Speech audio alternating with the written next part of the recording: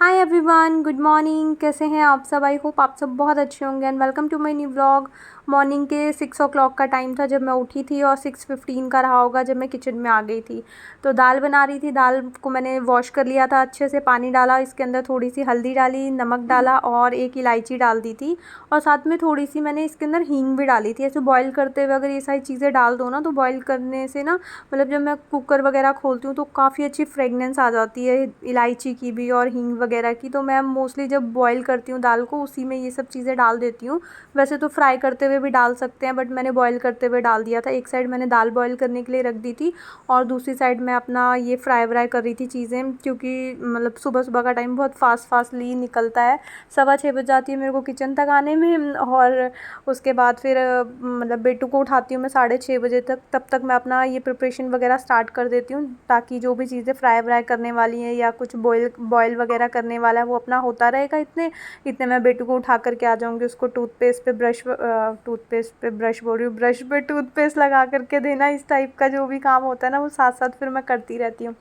और दूसरी साइड यहाँ पे वो जो धनिया पाउडर होता है ना, कोरिएंडर पाउडर, वो ख़त्म हो गया था, वो उसको मैं रीफ़िल कर रही थी और डालते डालते वो जो किचन किंग मसाला था उसके अंदर ही डाल दिया था मैंने, क्योंकि ऑलमोस्ट देखने में सेम सेम लगते हैं। तो वो जैसे स्पून मैंने भरा और उसी के अंदर डाल दिया मैंने धनिया पाउडर के अंदर। तो वो निकाल करके फिर मैंने वापस दूसरी साइड डाला। इधर से तीसरी प्रिपरेशन मैं ये कर रही थी, साथ साथ एक थर्ड तो मेरी प्रिपरेशन बेटू के साथ चल रही होती है और फोर्थ साइड में मैंने राइस वॉश करने के लिए रख दिए थे, मतलब निकाल रही थी और साथ साथ वॉश कर दूँगी ताकि उसको भी मैं बनने के लिए रख दूँ। आज वेडनेसडे का डे था। आजकल जो व्लॉग हैं वो मॉर्निंग से नाइट तक या इवनिंग तक बनते हैं और नाइट में ही उसका वॉइस ओवर वगैरह करके मैं अपलोड कर देती हूँ, मतलब सेम डे का सेम व्लॉग आ रहा है। और अभी स्टीम थी उसमें कुकर के अंदर और मैं उसको स्टीम निकालने लगी तो वो जो विसल होती है ना, ये सीटी जो बजती है, तो उसी का ऊपर से कुछ गोल गोल होता है ना, वो निकल करके मेरे हाथ में आ गया था, तो उसी को मैं सेट कर रही थी। तो यहाँ पे दाल मेरी बॉईल हो गई थी, उसको जो मैंने फ्राई करा था, ये तड़का वगैरह लगाया था, उसके अंदर मिक्स कर दिया था। मतलब थोड़ा वैसे तो ऐसे भी कर सकती थी कि जिस कुकर में पहले हम मतलब ऑयल डाल करके चीज़ें फ्राई व्राई कर लें, उसके बाद दाल डाल करके सीटी लगा दो। कभी कभार मैं ऐसे बना लेती हूँ और कभी कभार मैं मतलब जो बॉईल वगैरह करके होता है ना, एक साइड बॉईल करना दूसरी साइड फ्राई करना, कभी कभार मैं इस टाइप से बना लेती हूँ, जो जैसा मन होता है वैसा बना लेती हूँ। और उसके बाद दाल वाल मेरी फ्राई हो चुकी थी अच्छे से। धनिया तो यहाँ पे मिलनी बंद हो चुकी है काफ़ी टाइम से, विंटर्स में ही मिलती हैं, उसके बाद धनिया मिलती नहीं है। तो जो समर का टाइम होता है ना उसमें मैं ये क्या बोलते हैं इसको, कस्तूरी मेथी होती है वो डाल लेती हूँ। तो देखने में ये थोड़ी धनिया जैसी, मतलब टेस्ट तो धनिया जैसा नहीं आता लेकिन हाँ देखने में थोड़ी ग्रीन ग्रीन सी ऐड हो जाती है ना, तो देखने में अच्छी लगती है और खाने में भी ठीक लगती है। तो वो डाल देती हूँ और उसके बाद फिर दूसरी साइड मैंने राइस बॉईल करने के लिए रख दी था। आज बेटू की डिमांड थी, कल रात को बोल रही थी, मैंने पूछ लेती हूँ एक दिन पहले कि बेटू मॉर्निंग में क्या टिफ़िन में लेकर के जाऊँ ताकि महाराज आप बस खा कर आना, क्योंकि सुबह सुबह 6 बजे उठ करके काम वाम करो उसके बाद बच्चा खा के नहीं आता ना तो बहुत हर्ट भी होता है और बहुत गुस्सा भी आता है कि यार मतलब खाना नहीं खाती, सुबह भी नहीं खा के जाती, फ्रूट्स खा कर जाती है, फ्रूट्स में भी क्या वन बनाना होता है, उसके बाद फिर खा के भी नहीं आती, फिर मुझे बुरा भी लगता है बहुत और गुस्सा भी आता है। तो इसलिए मैं पूछ लेती हूँ एडवांस में कि क्या खाना है। और देखो यहाँ पे एक साइड मेरा अंदर काम चल रहा था किचन में और दूसरी साइड में बेटू का ये जो मतलब नहा करके ड्रेस वगैरह पहन लेती है, लेकिन जैसे उतारना पहनना और ये बटन्स वगैरह लगाना, इस टाइप की फिनिशिंग वाले वर्क मुझे ही करने होते हैं। हेयर्स वगैरह मैं कॉम करके जा चुकी थी, बीच बीच में जो टाइम मिल रहा था। होता है ना कि मॉर्निंग में बहुत हेक्टिक सा टाइम, मतलब बहुत तो ऐसे सेकेंडों में भागते हैं मिनट्स, तो हर चीज़ कई बार रिकॉर्ड नहीं हो पाती, तो इसलिए मैंने ये कॉम वॉम करते हुए रिकॉर्ड नहीं करा था, क्योंकि कल वैसे भी मैंने ये ब्रेडिंग वगैरह करते हुए रिकॉर्ड करा था। तो फाइनली आई कार्ड वगैरह और बेल्ट वगैरह मैंने लगा दी थी और बाहर इतने, क्योंकि मेरा दाल बन चुकी थी, राइस तो अपने आप ही बनने थे, तो मैं बाहर गेट मैंने खोला तो बाहर का जो वेदर था आज ऐसा मतलब हीट सी हो रही थी, तो लग रहा था आज धूप निकलने वाली है। और आज का जो वेदर था वो सच में धूप गर्मी सी थी, मतलब बाद में भी धूप निकल आई थी हल्की फुल्की, बहुत ज़्यादा नहीं। और उसके बाद यहाँ पे मेरे राइस वगैरह बॉयल हो गए थे और दाल मैं ना बहुत तो ना के बराबर डालती हूँ, क्योंकि फिर अगर मैं दाल थोड़ी ज़्यादा डालूँगी ना तो बिल्कुल खा के नहीं आएगी, उसको ना वाइट राइस पसंद है, बिल्कुल वाइट, ताकि वो थोड़ा ट्राई करना एटलीस्ट सीखे, इसलिए इसके अंदर मैं थोड़ी सी नाम के लिए दाल ऐड कर रही हूँ, ताकि मतलब बच्चों को जब तक टेस्ट करा कराओगे नहीं, टेस्ट लगाओगे नहीं तो बच्चा शायद खाएगा ही नहीं अगर ट्राई नहीं करेंगे तो हम। तो इसलिए मैं वाइट प्लेन राइस उसको नहीं देती हूँ, उसके साथ या तो कर्ड उसको देती हूँ या दाल या फिर जो भी राजमा वगैरह जो भी होते हैं वो साथ में ट्राई करती हूँ कि वो खाए, एक बार एटलीस्ट ट्राई करके देखे, क्या पता टेस्ट में अच्छा लग जाए उसको। उसके बाद फिर यहाँ पे उसकी वाटर बॉटल टिफ़िन सब पैक करके दे दिया था। मनीष उसको छोड़ करके आ गए थे। हमारा चाय पानी हो गया था। मनीष के लिए जो फ्रूट्स वगैरह सैलेड वगैरह मेरे को कट करने होते हैं वो भी मैंने सारे कट कर दिए थे।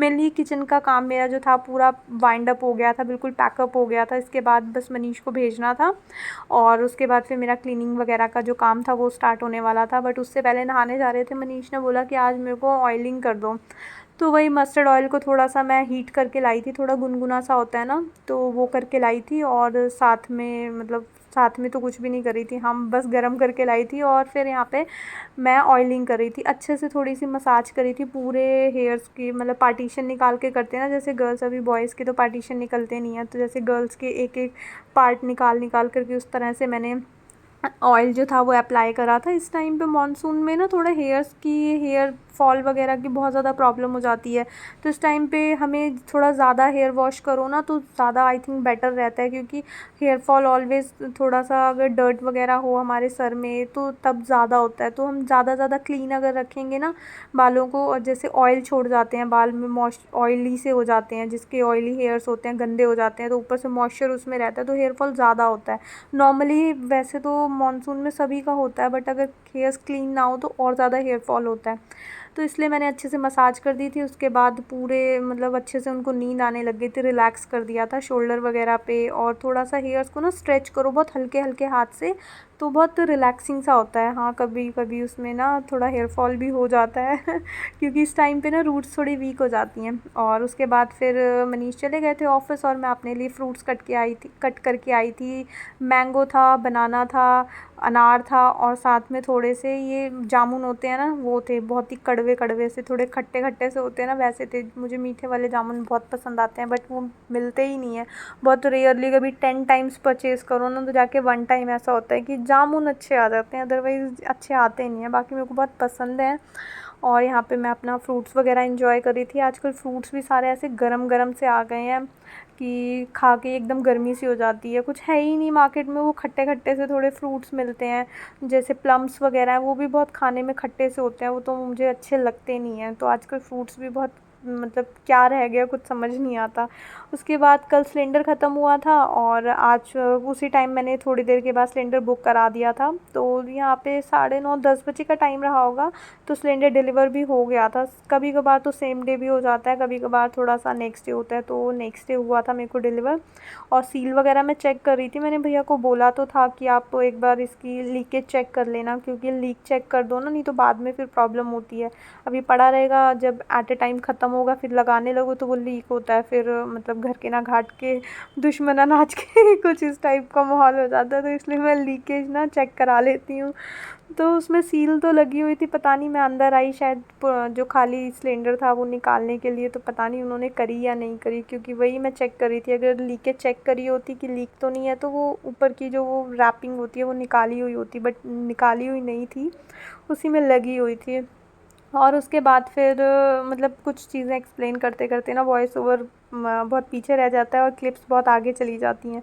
उसके बाद फिर यहाँ पे टॉवल मनीष नहा करके गए थे तो बेड पे ही छोड़ के गए थे, वो मैंने बाहर बालकनी में टांग दिया था।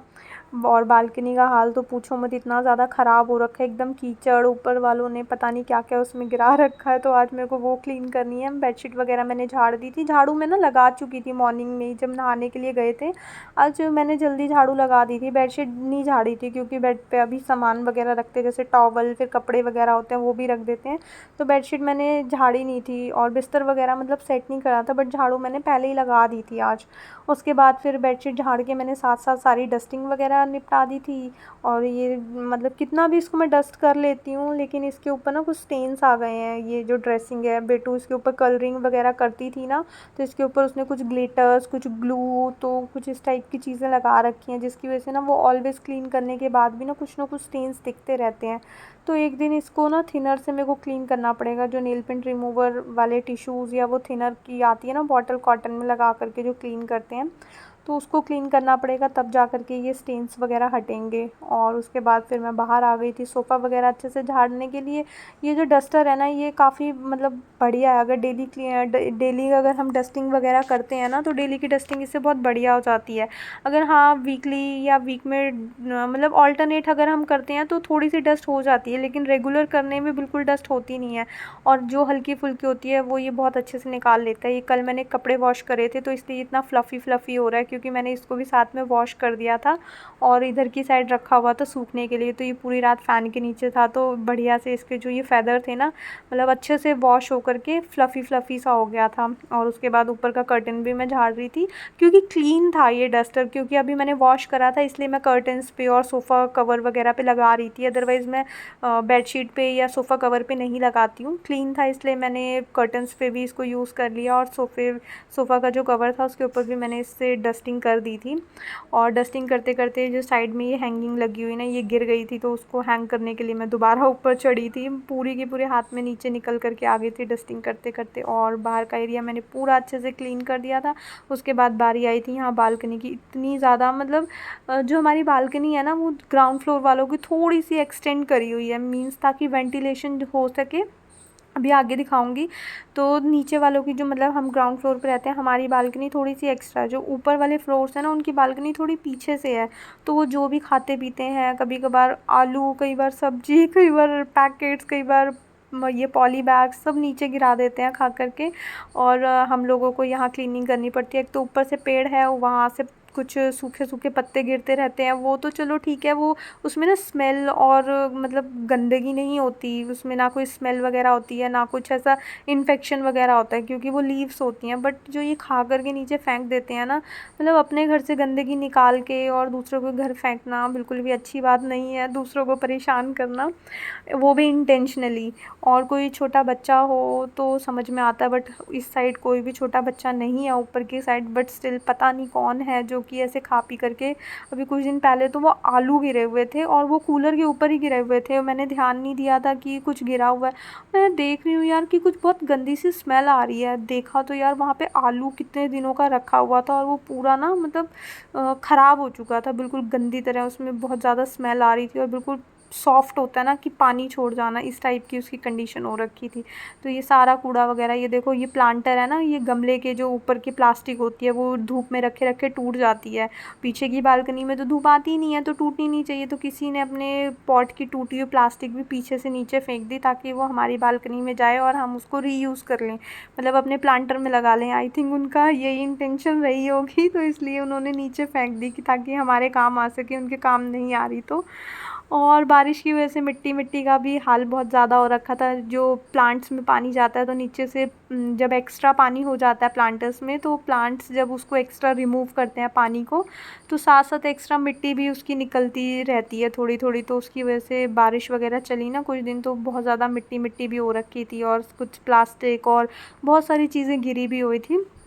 तो वो सारी मैंने झाड़ू से इस डस्टपैन में ले ली थी और उसके बाद सारी मिट्टी वगैरह मैंने पानी से निकाल दी थी और बालकनी मतलब अच्छे से क्लीन कर दी थी। उसके बाद वाइपर वगैरह मार के इसको सुखा लूँगी।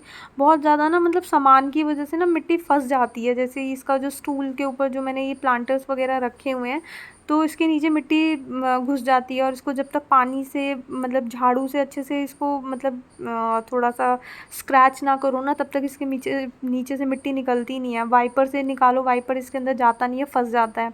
तो इसलिए झाड़ू से इसके अंदर थोड़ा सा स्क्रैच करना पड़ता है जा कर के, तब इसमें से सारी मिट्टी अच्छे से निकलती है। और उसके बाद फिर मैंने वाइपर से सारा पानी वगैरह अच्छे से वाइप कर लिया था। और ये सारा डस्ट वगैरह मतलब जो भी गंदा वगैरह था कूड़ा फिर भी उस नेट पे आया था ना, यहाँ पे ये थोड़ा मिट्टी और छोटे छोटे स्टोन्स वगैरह पहले काम चलता था, उसकी वजह से गिरती रहती थी, थोड़ी रेत रेत सी झड़ती थी, जिसकी वजह से एक बार ये जो था वो मतलब ये जो पाइप था ये बैक मार गया था, इसमें से उल्टा पानी निकलने लगा था और हमारे पूरे घर में पानी आ गया था। और ये देखो अभी मैं ये क्लीन करके गई थी, वाइप करके सुखा के, अभी ऊपर किसी ने अपना कुछ गीला कपड़ा या गीले कपड़े रख दिए, जिसकी वजह से इतना सारा पानी गिर रहा है। मतलब अभी अभी मैंने जस्ट वाइपर मार करके मैं नहा करके आई हूँ जस्ट, और देखो ऊपर से कितना सारा पानी गिरा है, फिर वो स्लिपरी स्लिपरी होएगी, मुझे फिर से उस पर वाइपर मारना पड़ेगा। और उसके बाद यहाँ पे मैं नहा धो करके आ गई थी, और ये मैं ड्रेस आपको दिखा रही थी, ये बेटू की ड्रेस है जो कि मेरी फ्रेंड इशिता मिशू व्लॉग, जो अभी हम गोवा में मिले थे, तो वो मेरी फ्रेंड मेरी बेटी के लिए लेकर के आई थी। और ये बहुत ही सुंदर कॉटन की फ़्रॉक थी। उसने मतलब जैसे हम फ़ोन वगैरह पे बात करते हैं ना, तो उसको पता था कि बेटू का पिंक कलर फेवरेट है, तो इसलिए वो पिंक कलर की लाई थी। और बहुत ही अच्छा फैब्रिक था, कॉटन का फैब्रिक था, और मतलब ढूंढ के लाई थी पिंक कलर की। और मेरी बेटी काफ़ी दिन से बोल रही थी मेरे को वो पहननी है पहननी है। मैंने कहा नहीं, पहले मैं ब्लॉग में दिखाऊंगी, उसके बाद पहनना है। और सेकंड ये टी शर्ट थी जो मेरे लिए थी, ब्लैक कलर की टी शर्ट थी, क्योंकि मेरा फेवरेट कलर है ब्लैक, मुझे ब्लैक कलर बहुत ज़्यादा पसंद है। और 3/4 उसकी स्लीव्स थी, और आगे MM लिखा हुआ था। ये तो शायद कोइंसिडेंट हो गया, M for Manish. I think, ये देखो मैं M दिखा रही हूँ ना। तो ये ब्लैक कलर की टी शर्ट थी। ब्लैक कलर ना कैमरे पे उतना अच्छे उभर के नहीं आता, थोड़ा सा ग्रे ग्रे सा दिखता है। बाकी जेड ब्लैक कलर था, बहुत ही अच्छा सॉफ्ट सा फैब्रिक था।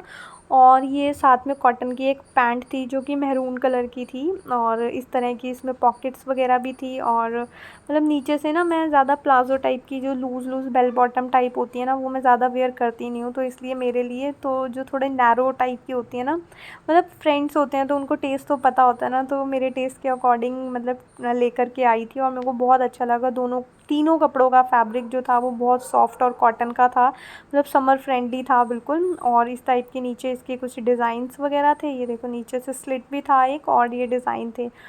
और काफ़ी दिन से मतलब पूरा 1 मंथ हो गया। 12 जून को हमारी वहाँ से गोवा से रिटर्न की टिकट थी, और आज भी 12 ही है, तो आज पूरा 1 मंथ हो गया हमें वापस आए हुए। और काफ़ी दिनों से सोच रही थी, मेरी बेटी पीछे पड़ी हुई थी कि मम्मा मेरे को ये ड्रेस पहननी है, बट मैंने कहा नहीं, पहले मैं व्लॉग करूँगी उसके बाद। और आज मैंने इस तरह के कुछ मतलब ये पहनी हुई थी। तो मतलब कॉटन के कपड़ों का ना मेन प्रॉब्लम पता है क्या होती है, जैसे मैं टी शर्ट सबसे ज़्यादा वेयर करती हूँ, मुझे टी शर्ट सबसे अच्छी लगती हैं, क्योंकि टी शर्ट में ना प्रेस करनी पड़ती है, ना ही उसमें कुछ मतलब ऐसा वैसा कुछ करना पड़ता है, सीधा वॉश करो पहनो दोबारा से हो गया।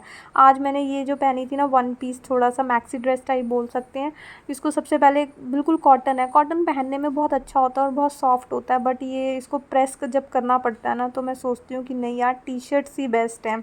तो इसलिए मैं ना ऑलवेज़ टी शर्ट्स प्रेफ़र करती हूँ, मेरे को टी शर्ट्स पहनना अच्छा लगता है, क्योंकि उसमें बहुत ज़्यादा ना ताम झाम नहीं होता, बस निकालो और पहन लो। इसको पहनने के लिए पहले प्रेस करो, कुछ भी कॉटन का क्लॉथ होता है तो उसको प्रेस करने का पहले बहुत झंझट होता है। उसके बाद यहाँ शाम के 4:30-5 बजे का टाइम रहा होगा, बेटू को मैं पढ़ा रही थी और मेरा वॉइस ओवर ना बहुत पीछे रह जाता है।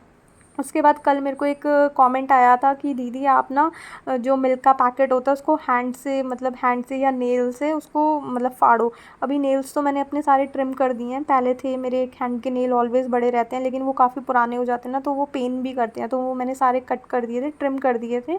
और मैं दूध बॉयल होने के लिए हाथ से फट गया था, मेरे को लगा था फटेगा नहीं, प्लास्टिक काफ़ी हार्ड होएगी, बट हाँ फाड़ दिया था मैंने।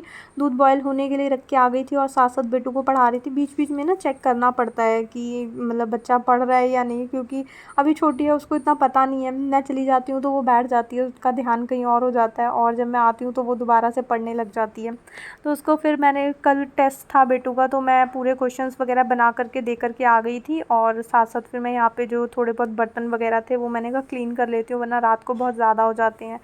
और दूध भी वहाँ मेरा बॉयल हो गया था, और यहाँ पे मैंने बर्तन वगैरह भी वॉश कर दिए थे। बेटू बाहर पड़ रही थी, देखो दूध अभी बॉयल आया, उसमें दूध मैं बंद करके आई थी। और बस आज का ब्लॉग मैं यहीं पे एंड करती हूँ। आई होप आपको ये ब्लॉग अच्छा लगा होगा। अगर आपको ये ब्लॉग अच्छा लगे तो उसको लाइक शेयर एंड सब्सक्राइब ज़रूर करना। मिलेंगे एक न्यू वीडियो में, till then take care friends, bye bye.